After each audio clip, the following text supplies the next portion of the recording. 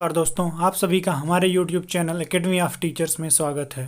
मैं हूं नीरज मिश्रा। 8 दिसंबर 2019 का जो पेपर हुआ था उसमें पेपर 1 का CDP वाला जो पोर्शन है उसका पूरा हल मैं आप लोगों के लिए लेकर के उपस्थित हूं। अंत तक देखिए सो दैट आप समझ सकें कि किस प्रकार से एग्ज़ाम में क्वेश्चंस आते हैं सीटेट में, और आगामी जो पेपर होंगे उनमें किस प्रकार से क्वेश्चन बन सकते हैं।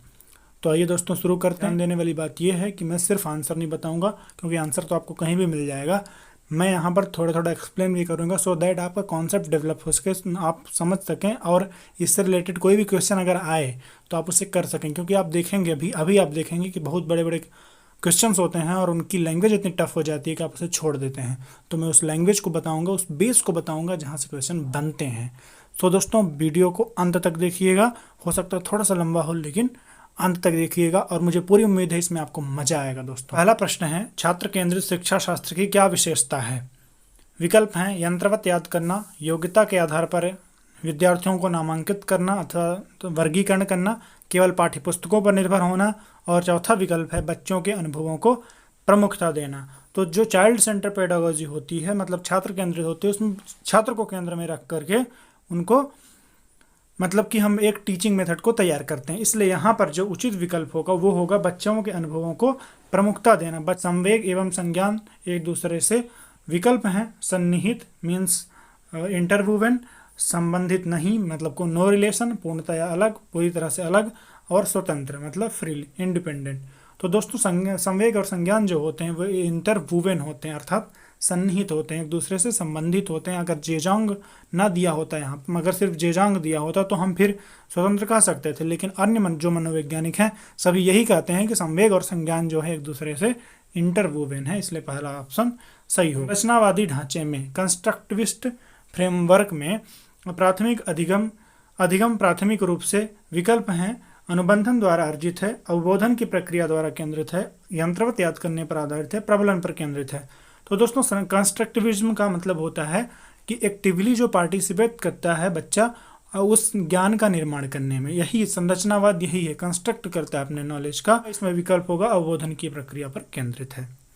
अगला प्रश्न है, अनेक घटनाओं के बारे में बच्चों के द्वारा बनाए गए सहजानुभूत सिद्धांतों के संदर्भ में एक शिक्षिका को क्या करना चाहिए? अनुभूत सिद्धांत को हिंदी में इंग्लिश में कहेंगे नेव थ्योरीज, मतलब कि सहज रूप में जो अनुभूत कर लेता है बालक, तो उसके संदर्भ में शिक्षिका को क्या करना चाहिए? तो दोस्तों यहाँ पर पहला विकल्प जो है बार बार याद करने, तो देखिए रोट मेमोराइजेशन बिल्कुल मना है, तो रोट मेमोराइजेशन मीन्स रटाना तो बिल्कुल नहीं है, इसलिए पहला ऑप्शन क्या हो जाएगा? गलत। दूसरा है प्रतिकूल प्रमाण एवं उदाहरणों को प्रस्तुत करके बच्चों के इन सिद्धांतों को चुनौती देना चाहिए। दोस्तों एक वर्ड चला है अल्टरनेटिव कॉन्सेप्शन का, अल्टरनेटिव कॉन्सेप्शन पर जो दिया जा रहा है मीन्स बच्चे जो अपने माइंड में कॉन्सेप्ट बना करके रखे हैं वो उनका गलत कभी नहीं होता, वो अल्टरनेट है मीन्स वैकल्पिक है। तो उसे हम क्या करेंगे? प्रतिकूल प्रमाण एवं उदाहरणों को प्रस्तुत करके बच्चों के इन सिद्धांतों को चुनौती देंगे, कभी ये नहीं कहेंगे तुम्हारा गलत है, यह हमेशा ध्यान दीजिएगा। इसलिए सही विकल्प होगा दूसरा। बच्चों को अधिगम गतिविधियों में भागीदारी करने के लिए लगातार पुरस्कार देना व दंड का प्रयोग करने से क्या प्रभाव पड़ता है? मीन्स बच्चों को पढ़ाने के लिए में जो है भागीदार बनना, मीन्स वो एक्टिव हों पढ़ने के लिए, उनको लगातार पुरस्कार और दंड दिया जाए तो इससे क्या असर पड़ेगा? तो दोस्तों जब बार बार उनको पुरस्कार और दंड दिया जाता है तो उनके अंदर जो इंट्रिंसिक मोटिवेशन होती है, आंतरिक प्रेरणा होती है, वह कमज़ोर हो जाती है। तो यहाँ पर जो विकल्प होगा वो ये हो जाएगा कि अधिगम में बच्चों की स्वाभाविक अभिरुचि तथा जिज्ञासा कम हो जाती है। अगले प्रश्न पर चलते हैं। संरचनावादी सिद्धांतों के अनुसार अधिगम के बारे में निम्नलिखित कथनों में से कौन सा सही है? जैसा कि अभी मैंने बताया, संरचनावादी सिद्धांत क्या कहता है कि इसमें बच्चा ज्ञान का निर्माण खुद करेगा। तो देखिए यहाँ पर विकल्प हैं अधिगम आवृत्ति संबंधों के द्वारा व्यवहारों का अनुबंधन, मीन्स लर्निंग को जो है कंडीशन कर दिया जाता है उस रिपीटेटिव एसोसिएशन से, मीन्स बार बार वही चीज़ करा करके। तो देखिए दोस्तों कभी रटाना नहीं है, बिहेवियरिस्ट थ्योरी अपने भारतीय संदर्भ में स्वीकार नहीं है, इसलिए इसको हम गलत मान लेते हैं। दूसरा है अधिगम सक्रिय विनियोजन के द्वारा ज्ञान संरचना की प्रक्रिया। सक्रिय मीन्स एक्टिवली कंस्ट्रक्शन होता है नॉलेज का, तो इसमें क्या हो जाएगा? ज्ञान की संरचना की प्रक्रिया। जैसे मैंने बताया कि बच्चा एक्टिवली पार्टिसिपेट करता है अपने ज्ञान का निर्माण करने में, इसीलिए इसको संरचनावाद कहा गया है। इसलिए अधिगम सक्रिय विनियोजन के द्वारा ज्ञान की संरचना की प्रक्रिया है, ये विकल्प सही होगा। विद्यार्थियों को स्पष्ट उदाहरण एवं गैर उदाहरण देने के क्या परिणाम हैं?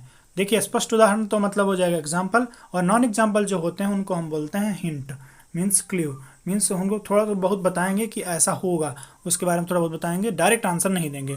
तो इसका क्या परिणाम हो सकता है? विकल्प हैं, यह अवधारणाओं की समझ में अभाव पैदा करता है, मीन्स जो कॉन्सेप्ट होते हैं उनको समझने में परेशानी पैदा करता है, कि यह अवधारणात्मक समझ के बजाय कार्यविधिक अथवा प्रक्रियात्मक ज्ञान पर ज़्यादा ध्यान देता है, मीन्स कॉन्सेप्चुअल जो नॉलेज है उसके बजाय ये प्रोसीजरल नॉलेज पर ज़्यादा फोकस करता है, कि अवधारणात्मक परिवर्तनों को प्रोत्साहित करने के लिए एक प्रभावशाली तरीका है, मीन्स कॉन्सेप्चुअल चेंज जो होंगे उनको एनकरेज करने में यह इफेक्टिव वे है, कि यह विद्यार्थियों के दिमाग में भ्रांतियाँ उत्पन्न करता है, मतलब उनके मन में कन्फ्यूजन पैदा कर देगा।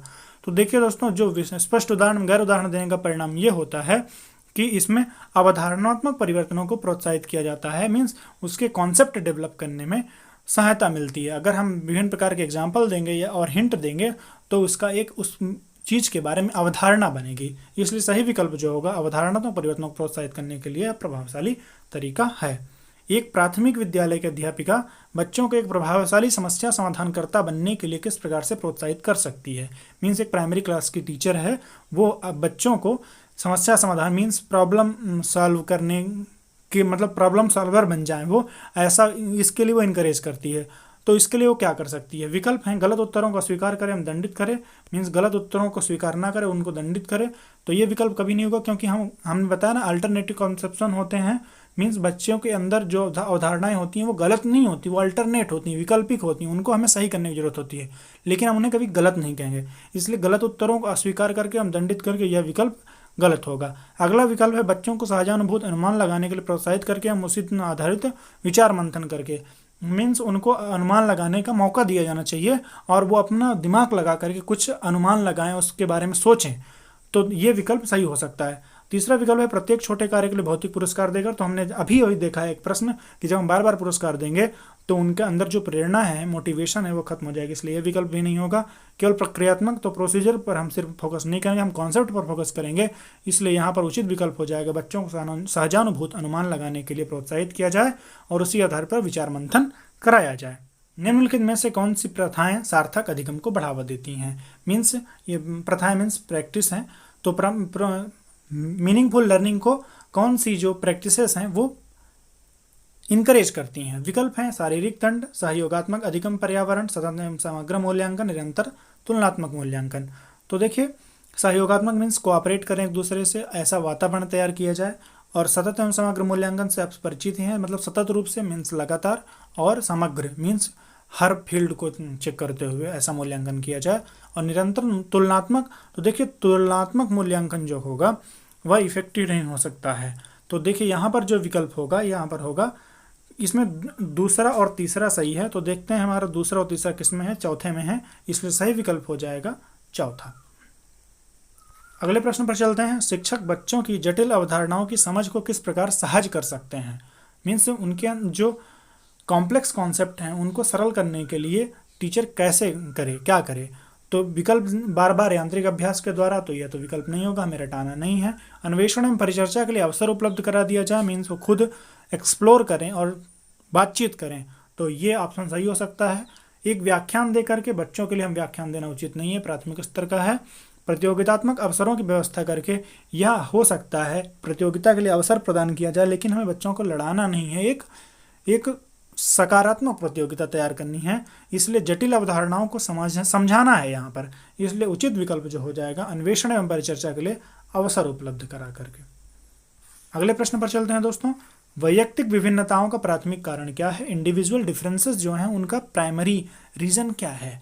तो वैयक्तिक विभिन्नताओं के लिए दोनों चीज़ें जिम्मेदार होती हैं दोस्तों, एनवायरनमेंट और हेरिडिटी, इसलिए development is equal to environment into heredity, ये फार्मूला होता है, ये आप याद रखिएगा। इसलिए अनुवांशिकता एवं पर्यावरण के बीच जटिल परस्पर क्रिया इंडिविजुअल डिफरेंस को प्रभावित करेगी, यह है दूसरा विकल्प सही होगा। इनमें से कौन सा द्वितीयक सामाजिकरण एजेंसी का उदाहरण है? तो दोस्तों द्वितीयक हमारे परिवार से जब बालक बाहर निकलता है, विद्यालय और समाज में अंतरक्रिया करता है, वह होता है द्वितीयक सामाजिकरण एजेंसी। तो द्वितीयक सामाजिकरण एजेंसी हो जाएगी परिवार एवं आस पड़ोस। और निम्नलिखित अवधि में से किसमें शारीरिक वृद्धि एवं विकास तीव्र गति से घटित होता है? तो दोस्तों सबसे ज़्यादा तीव्र गति से जो शारीरिक वृद्धि और विकास जो होता है वो सबसे ज़्यादा शैशवावस्था एवं प्रारंभिक बाल्यावस्था में होता है। सबसे पहले जो इन्फेंसी पीरियड होती है उसमें सबसे तेज होता है। वैसे तो अगर देखा जाए तो प्री नेटल एज में, मीन्स अगर बच्चा गर्भ में है तो सबसे ज़्यादा वृद्धि और विकास उसका उसी में होता है। उसके बाद इन्फेंसी पीरियड में, उसके बाद जो है अर्ली चाइल्डहुड पीरियड में, मीन्स प्रारंभिक बाल्यावस्था में, और उसके बाद एडोलसेंस में। ये क्रम है। तो यहाँ पर सही विकल्प हो जाएगा शैशवावस्था एवं प्रारंभिक बाल्यावस्था।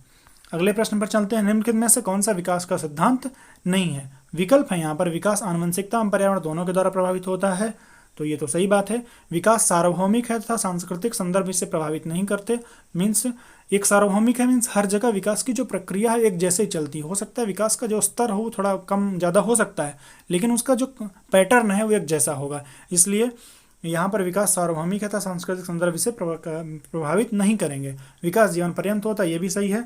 विकास परिवर्त होता है, मीन्स विकास को आप परिवर्तित कर सकते हैं। लेकिन दोस्तों यहाँ पर सभी विकल्प सही समझ में आ रहे हैं, लेकिन यहाँ पर ध्यान देने की जरूरत है कि सांस्कृतिक संदर्भ इसे प्रभावित नहीं करते हैं। यह बात गलत है, क्योंकि सांस्कृतिक संदर्भ थोड़ा बहुत इफेक्ट कर देते हैं विकास को। इसलिए यहाँ पर भी ये कौन सा सिद्धांत नहीं है के अनुसार विकल्प दूसरा होगा। अगले प्रश्न पर चलते हैं। कक्षा में परिचर्चा के दौरान एक शिक्षक प्रायः लड़कियों की तुलना में लड़कों पर अधिक ध्यान देता है, यह किसका उदाहरण है? देखिए, कक्षा में जब टीचर डिस्कस कर रहा होता है तो ज़्यादा अटेंशन दे देता है अगर बच्चे पर या बच्ची पर, किसी पर भी, तो वो जेंडर बायसनेस होगा। देखिए यहाँ पर इसकी इंग्लिश समझ लीजिए, जेंडर बायसनेस। बायस का मतलब होता है झुकाव या पक्षपात करना, तो जेंडर बायसनेस का उदाहरण है ये। और विकल्प जो होगा वो जेंडर बायसनेस, जेंडर पक्षपात होगा। अगला प्रश्न है, बच्चों में जेंडर रूढ़िवादिता एवं जेंडर भूमिका अनुरूपता को कम करने के लिए निम्नलिखित में से कौन सी पद्धति प्रभावशाली है? विकल्प हैं जेंडर पृथक खेल समूह बनाना, जेंडर पृथक बैठने की व्यवस्था करना, जेंडर पक्षपात के बारे में परिचर्चा करना, और जेंडर विशिष्ट भूमिकाओं को महत्व देना। तो देखिए दोस्तों, यहाँ पर कम करना है, इसलिए यहाँ पर जरूरी होगा कि जेंडर पक्षपात के बारे में परिचर्चा करना, उनको बताना कि ये गलत है, हमें इस प्रकार से पक्षपात नहीं करना चाहिए। इस प्रकार से जब परिचर्चा करेंगे तो ये पद्धति प्रभावशाली होगी। अन्य पद्धतियाँ प्रभावशाली नहीं होंगी, क्योंकि पृथक पृथक खेल समूह बना देंगे तो उनके वो अलग ही रहेंगे। बैठने की व्यवस्था अगर अलग होगी तो उनके मन में अलगाव रहेगा ही। और भूमिकाओं को महत्व देने का मतलब ये कि आप सपोर्ट कर रहे हैं, इसलिए सही विकल्प होगा तीसरा। अगले प्रश्न पर चलते हैं। निम्नलिखित में से किस मनोवैज्ञानिक ने बच्चों को ज्ञान के सक्रिय जिज्ञासु के रूप में देखते हुए उनकी चिंतन पर सामाजिक एवं सांस्कृतिक विषय वस्तुओं के प्रभाव को महत्व दिया? तो देखिए दोस्तों, जो यहाँ पर बात की गई है कि जो सक्रिय जिज्ञासु हैं बच्चे, तो सक्रिय जिज्ञासु एक्टिव सीकर के विषय में जो है जीन पियाजे जी ने बताया कि बच्चे जो होते हैं वो एक्टिव नॉलेज के सीकर होते हैं, इससे सही विकल्प होगा जीन पियाजे। अगले प्रश्न पर चलते हैं। भाषा के अर्जन एवं विकास के लिए सर्वाधिक संवेदनशील अवधि कौन सी है? तो दोस्तों, भाषा के अर्जन एवं विकास के लिए सर्वाधिक संवेदनशील अवधि जो होती है वो अर्ली चाइल्डहुड पीरियड होती है, प्रारंभिक बाल्यावस्था, इसलिए विकल्प होगा चौथा। अगले प्रश्न पर चलते हैं। निम्नलिखित में से कौन से लॉरेंस कोहलबर्ग के द्वारा प्रस्तावित नैतिक विकास की एक अवस्था है? तो देखिए, कोहलबर्ग के द्वारा जो नैतिक विकास की अवस्था है वो ये है सामाजिक अनुबंधन विन्यास, मीन्स सोशल कॉन्ट्रैक्ट ओरिएंटेशन। निम्नलिखित व्यवहारों में से कौन सा जीन पियाजे के द्वारा प्रस्तावित मूर्त संक्रियात्मक अवस्था को विशेषित करता है, मीन्स फॉर्मल ऑपरेशनल स्टेज को? इनमें से कौन सी एक्टिविटी प्रदर्शित करेगी? यहाँ पर जो उचित विकल्प होगा कंजर्वेशन और क्लास इंक्लूजन, मीन्स बच्चों में संरक्षण की जो भावना होती है वो मूर्त संक्रियात्मक अवस्था में आ जाती है, इसलिए सही विकल्प हो जाएगा कंजर्वेशन, मीन्स चौथा। अगले प्रश्न पर चलते हैं। बच्चों के संज्ञानात्मक विकास के संदर्भ में निम्नलिखित में से कौन सी पियाजे की संरचना है? तो देखिए दोस्तों, पियाजे जी ने जो है स्कीमा के बारे में बात किया है। उन्होंने कहा कि छोटे छोटे बंडल्स बन जाते हैं ज्ञान के या स्ट्रक्चर होते हैं, उसे स्कीमा उन्होंने कहा है, इसलिए इन्होंने जो संरचना है उसका नाम है स्कीमा, इसलिए उचित विकल्प होगा तीसरा। अगले प्रश्न पर चलते हैं। जिगसॉ पहेली को करते समय 5 वर्ष की नजमा स्वयं से कहती है, नीला टुकड़ा कहाँ है? नहीं, यह वाला नहीं, गाढ़े रंग वाला, जिससे यह जूता पूरा बन जाएगा। इस प्रकार की वार्ता को, इस प्रकार की बातचीत को वाइगस्की ने किस तरह से संबोधित करते हैं? तो दोस्तों, वाइगस्की ने इसको जो है प्राइवेट स्पीच कहा है। यहाँ पर आप लोग कंफ्यूज मत होइएगा, वाइगस्की जी ने प्राइवेट स्पीच कहा है। और इसी को जो है अगर पियाजे जी के संदर्भ में पूछा जाए तो उन्होंने इसको इगोसेंट्रिक स्पीच कहा है, इसलिए उचित विकल्प हो जाएगा, यहाँ पर ध्यान दीजिएगा, प्राइवेट स्पीच मीन्स व्यक्तिगत वार्ता या इसे निजी वार्ता भी कहते हैं, इसलिए तीसरा विकल्प सही होगा। अगले प्रश्न पर चलते हैं। बच्चों को संकेत देना था आवश्यकता पड़ने पर सहयोग प्रदान करना निम्नलिखित में से किसका उदाहरण है? तो देखिए, मोर नॉलेजेबल अदर जो होता है MKO, वो जो होता है स्कैफोल्डिंग प्रदान करता है, मीन्स सहायता प्रदान करता है। इसलिए यहाँ पर जो विकल्प होगा स्कैफोल्डिंग मीन्स पाड़ या ढांचा। दोस्तों हिंदी और अंग्रेजी दोनों पर ध्यान दीजिएगा, क्योंकि कभी कभी हिंदी कठिन हो जाती है, कभी कभी अंग्रेजी, इसलिए आप दो में से कोई देख करके समझ सकें। तो यहाँ पर उचित विकल्प है पाड़ा सेकंड। अगले प्रश्न पर चलते हैं। रूही हमेशा समस्या के एकाधिक समाधानों के बारे में सोचती है, इनमें से काफ़ी समाधान मौलिक होते हैं, मीन्स ओरिजिनल होते हैं। रूही किन गुणों का प्रदर्शन करती है? तो दोस्तों इसमें जो होती है वो क्रिएटिव थिंकर के गुण प्रदर्शित करती है, क्योंकि क्रिएटिविटी जो होती है उसमें ओरिजिनलिटी होती है, मौलिकता होती है। इसके अलावा वो डिफरेंट वे में सोचने का जो गुण होता है उसे क्रिएटिविटी से रिलेट करते हैं, इसलिए कि वो जो है एक क्रिएटिव थिंकर मतलब सृजनात्मक विचारक है। विकल्प होगा तीसरा। अगले प्रश्न पर चलते हैं। आकलन का प्राथमिक उद्देश्य क्या होना चाहिए? मीन्स असेसमेंट का जो प्राथमिक उद्देश्य क्या है? असेसमेंट फॉर लर्निंग जो होता है वो बच्चों की भ्रांतियों तथा अवधारणाओं को समझने में मदद करता है, ताकि बच्चे कहाँ गलतियाँ कर रहे हैं उसके अनुसार आगे की पढ़ाई तय की जाए, आगे का मेथड तैयार किया जाए, इसलिए उचित विकल्प होगा चौथा। अगले प्रश्न पर चलते हैं दोस्तों। निम्नलिखित कथनों में से कौन सा बुद्धि के बारे में सही है? तो इसमें बुद्धि जो होती है वो बहुआयामी होती है और उसे तथा जटिल योग्यताओं का समूह है। और विकल्प में है बुद्धि एक निश्चित योग्यता है जो जन्म के समय निर्धारित होती है, ये तो नहीं होगा, क्योंकि ये जो है जन्म के समय निर्धारित नहीं हो जाती है, ये इसको पर्यावरण भी प्रभावित करता है। एकाकी विशेषक ये भी नहीं होगा। बुद्धि को मानकीकृत परीक्षणों के प्रयोग से सटीक रूप से मापा और निर्धारित किया जा सकता है, और ये बुद्धि बहुआयामीता जटिल योग्यताओं का एक समूह, ये विकल्प सही होगा, क्योंकि हमेशा मानकीकृत परीक्षण जो है हमेशा इसे माप पाने में सफल नहीं होते, इसलिए दूसरा विकल्प सही होगा। अगले प्रश्न पर चलते हैं। पठन वैफल्य बच्चों के प्राथमिक लक्षण क्या होते हैं? पठन वैफल्य का मतलब होता है डिस्लेक्सिया, मीन्स डिस्लेक्सिया से जो बच्चा सफ़र कर रहा है उसमें क्या कैरेक्टरिस्टिक्स होंगे? धारा प्रवाह पढ़ने की अक्षमता, मीन्स फ्लुएंटली पढ़ नहीं पाएगा वो। एक ही गतिविधि कार्य को बार बार दोहराना, ये तो होगा नहीं। और न्यून अवधान विकार मीन्स अटेंशन डिफिसिट डिसऑर्डर, ये तो नहीं होगा। अपसारी चिंतन पढ़ने में धारा प्रवाहिता। तो दोस्तों जो पठन वैफल्य है वो पढ़ने में समस्या होती है, इनएबिलिटी टू रीड फ्लुएंटली, इसलिए सही विकल्प होगा धारा प्रवाह पढ़ने की अक्षमता। अगला प्रश्न है। शिक्षा का अधिकार अधिनियम 2009 में उल्लेख की गई समावेशी शिक्षा की अवधारणा निम्नलिखित में से किस पर आधारित है? मीन्स इंक्लूसिव एजुकेशन, जो कि राइट टू एजुकेशन एक्ट में डिस्कस्ड है, वो किस अवधारणा पर आधारित है? विकल्प हैं अधिकार आधारित मानवतावादी परिप्रेक्ष्य, मुख्यतः व्यावसायिक शिक्षा उपलब्ध करा करके आसक्त बच्चों को मुख्यधारा में शामिल करना, कि व्यवहारवादी सिद्धांत, अथवा आसक्त बच्चों प्रति एक सहानुभूति प्रवृत्ति। तो देखिए दोस्तों यहाँ पर जो इंक्लूसिव एजुकेशन है वो ये कहता है कि जैसे बच्चे उनको उसी की तरह एक्सेप्ट कर दिया जाए, और उनको जो जितने हद तक हो सके उतना ज़्यादा से ज़्यादा उनको अधिगम कराया जाए। तो दोस्तों मुख्यतः व्यावसायिक शिक्षा उपलब्ध करा करके आसक्त बच्चों को मुख्य धारा में शामिल करना, यह मुख्य उद्देश्य है, ये आप इसको समझ सकते हैं, इसलिए उचित विकल्प होगा दूसरा। अगले प्रश्न पर चलते हैं। शिक्षण अधिगम प्रक्रिया में वंचित समूह से मीन्स डिप्राइव्ड ग्रुप से संबंधित विद्यार्थियों के द्वारा सहभागिता कम होने की स्थिति में एक शिक्षक को क्या करना चाहिए? मीन्स डिप्राइव्ड ग्रुप के बच्चे जो हैं वो अगर लेस पार्टिसिपेशन है, उनका कम पार्टिसिपेशन है, तो शिक्षक क्या करे? विकल्प हैं इन विद्यार्थियों से अपने अपेक्षाओं को कम करना चाहिए, अपनी शिक्षण पद्धति पर विचार करना चाहिए, बच्चों की सहभागिता में सुधार करने के नए तरीके ढूंढना चाहिए। अगला प्रश्न है विकल्प है बच्चों को विद्यालय छोड़ने के लिए कहना चाहिए, अथवा इस स्थिति को जैसे वो स्वीकार कर लेना चाहिए। ये तो बिल्कुल गलत हो जाएगा, बच्चों को छोड़ने के लिए आप कह नहीं सकते हैं, अपेक्षा भी आप नहीं कम कर सकते हैं। यहाँ पर उचित विकल्प होगा अपनी शिक्षण पद्धति पर विचार करना चाहिए, तब बच्चों की सहभागिता में सुधार करने के लिए नए तरीके ढूंढना चाहिए। नए तरीके से किसी भी तरीके से आप उनको इंक्लूड करिए, उनको शामिल करिए।